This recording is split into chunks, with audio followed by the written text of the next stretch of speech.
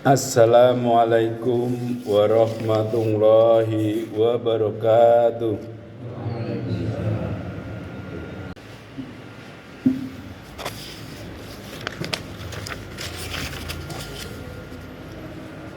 Innal hamdalillah nahmaduhu wa nasta'inuhu wa nastaghfiruh wa na'udzu billahi min syururi anfusina wa sayyiati a'malina may yahdihillahu fala mudhillalah wa may yudlil fala hadiyalah.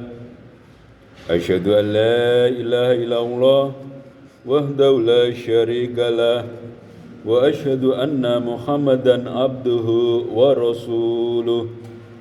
Allahumma salli wa sallim nabiyyina Muhammad wa ala alihi wa ashabihi wa man tabi'ahum bi ihsanin ila yaumiddin.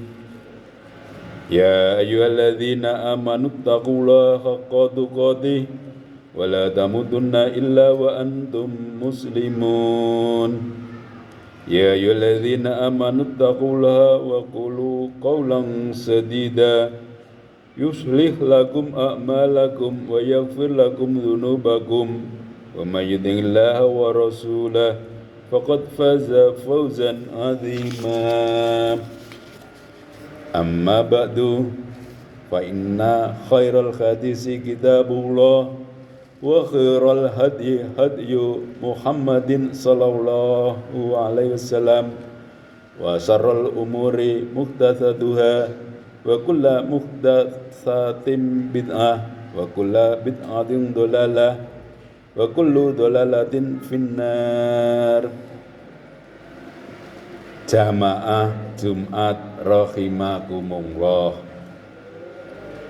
Puji lan syukur kunjuk ngarsa dalam Allah Subhanahu wa taala ingkang sampun ngluberaken nikmatipun dumateng kula lan panjenengan. Sholawat lan salam mugi tansah kapiringaken dumateng Rasulullah sallallahu alaihi wasallam. Boten kesupen kula caos pemut dumateng jamaah sedaya. Monggo tansah budidaya amrih mindhaipun iman lan takwa dumateng Allah Subhanahu wa taala. Kalih perkawis iman lan takwa menika ingkang nyebabaken kula lan panjenengan pikantuk karemenan saadah fid dunya wal akhirah. Islam nun inggih agami rahmatan lil alamin. Inggih menika agami ingkang paring rahmat lan kesainan dumateng sedaya alam. Hukum-hukum lan aturanipun tansah nggatosaken kesainan tumrap manungsa wonten ing skala individu menapa dene sosial. Kados ingkang dipun dawuhaken Allah Subhanahu wa taala wonten ing Al-Qur'an, Quran surat Al-Anbiya ayat 107. Wa ma arsalnaka illa rahmatal lil alamin. Lan ingsun ora ngutus sira Muhammad kajaba kanggo dadi rahmat sak kabehe alam. Wonten pundi kemawon lan kapan kemawon Islam saged lumampah sesarengan kalian kondisi masyarakat sarta budayanipun. Boten saged dipun kiwakaken bilih tradisi lan budaya masyarakat badhe benten-benten wonten ing sedengah papan. Menika minangka sunatullah ingkang lumampah ing panggesangan. Ibnu Khaldun wonten ing kitabipun ingkang judulipun Muqaddimah njelasaken bilih sak temene kahanan donya, bangsa-bangsa, adat istiadat lan keyakinane wong akeh ora mesti ngetutake marang saweneh model lan sistem kang ajeg. Ananging tansah beda-beda owah nyocoki lakune dina lan wektu. Pindah saka salah sawijining kondisi marang kondisi liyane. kaya dene kang mengkono kedadian marang manungsa wektu lan kutha ing ngendi papan zaman lan negara uga kedadian sunnah Allah sunnatullah kang wis kedadian ing kawula-kawulane Allah. Jamaah Jumat rahimakumullah. Saking kasunyatan kasebat piwucal agami Islam tansah saged paring ruang harmonisasi kangge budaya lan tradisi ing masyarakat. Tentu kemawon kanthi tansah njagi kemurnian ajaran Islam. Hadiripun Islam ing saklebetipun budaya lan tradisi panggesangan manungsa minangka kangge ngarahaken tanpa ngicali. Rasulullah sallallahu alaihi wasallam paring sabda, "Innama bungistu liutammima sholihal akhlaq." Sak temene aku Muhammad diutus ora liya kajaba kanggo nyempurnakake akhlak kang becik. Hadis riwayat Bukhari lan Ahmad.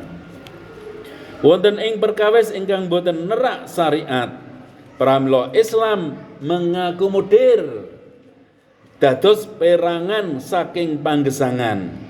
Kadosta budaya tiang-tiang kafir Quraisy ingkang sami caos jamuan dumateng para peziarah Ka'bah. Nalikipun Islam hadir, budaya kasebat boten dipun icali, nanging malah dipun kiyataken kanthi ajaran Islam lan kalebet saweneh saking sedekah. Nabi sallallahu alaihi wasallam nate ngendika dumateng pamanipun nun inggih Abbas bin Abdul Muthalib radhiyallahu anhu, "Aqimu ngala siqayatikum fa innakum ngala ngamalin sholihin." Tetepo sira kabeh ana ing tugas kanggo caos unjukan marang para jamaah haji. Amarga sak temene sira kabeh ana ing tumindak amal soleh. Hadis riwayat Abu Dawud.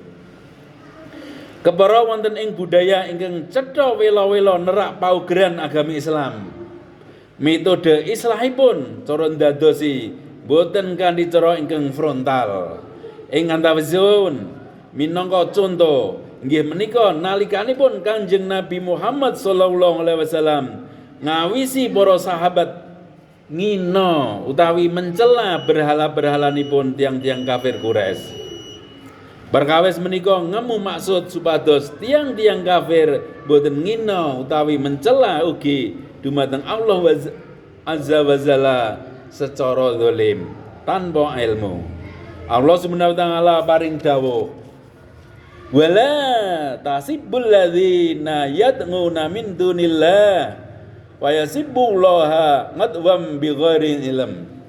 Lan sira aja padha ngina marang sesembahan sakliyane Allah kang padha disembah dening wong-wong kafir.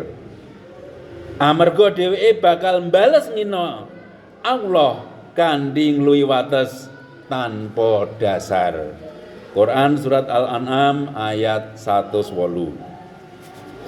Bab menika nedahaken bilih Islam dipun dawahaken kanthi cara ingkang santun lan adaptif kalian budaya masyarakat setempat.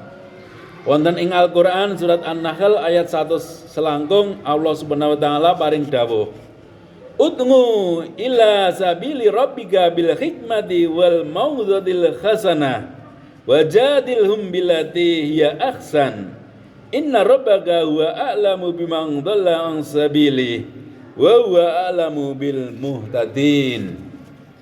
Ngajak sira marang agamane pangeranira kelawan hikmah lan pitutur kang bagus. Lan ladenono bantahane wong-wong kang padha mbantah kanthi cara kang bagus. Sak temene pangeranira panjenengane pirsa sapa wong kang padha kesasar lan panjenengane pirsa wong-wong kang oleh pituduh.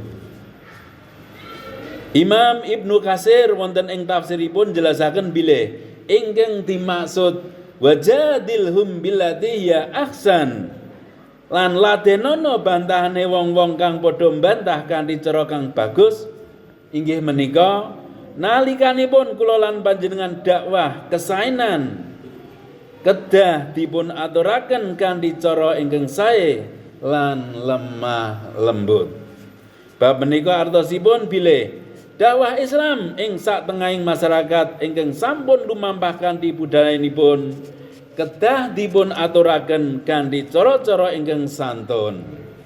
Sampun ngantos dakwah Islam malah kontraproduktif lan nyebabaken piwucal Islam boten dipun tampi kepara dipun tolak. Budaya wonten ing pandangan Islam saged dipun dadosaken lelandesan nindakaken amal. Kaidah al-adatu muhakkamah nedahaken bilih adat kebiasaan saged dipun dadosaken rujukan hukum sadangunipun boten nerak syariat lan cocok kalian kaidah fikih. Islam boten anti kebudayaan lokal, ananging mengakomodir tradisi ingkang boten cengkah kalian syariat. Pramila budaya saged dados sarana dakwah nalikanipun boten cengkah kalian piwucal Islam. Ananging nalikanipun cengkah kepara nerak syariat Islam, pramila dalil nakli Al-Qur'an lan hadis mutlak kedah dipun tengenaken. Jamaah Jumat rahimakumullah. Wonten ing konteks keindonesiaan, Islam hadir ing Nusantara dados gambaran ideal kados pundi Islam saged harmonis kalian budaya lokal.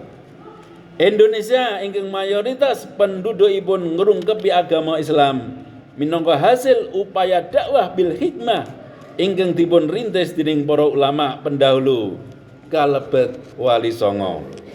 Para ulama ndadosaken tradisi lan budaya lokal minangka sarana dakwah, media gamelan, seni wayang lan tradisi-tradisi sanesipun saged dipun warnai kanthi keislaman lan ketauhidan. Boten kanthi nyalahaken utawi nganggel lepat sedayanipun. Ananging boten ugi ngleresaken utawi nganggep leres dayanipun.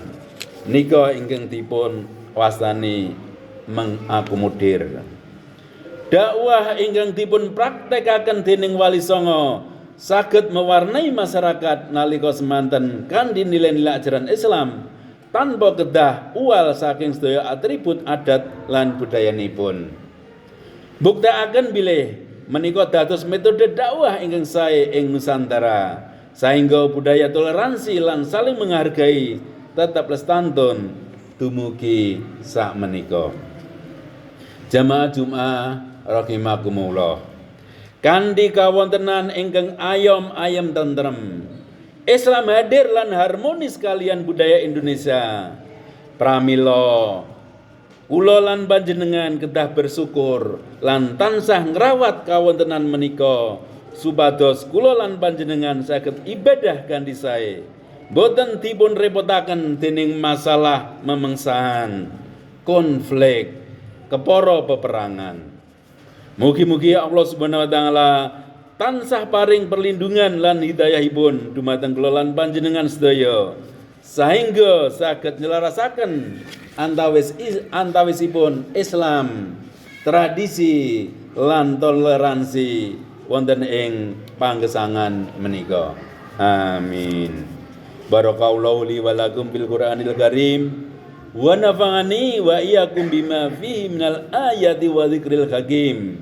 Wa taqabbalallahu minni wa minkum tilawatahu innahu was-sami'ul alim.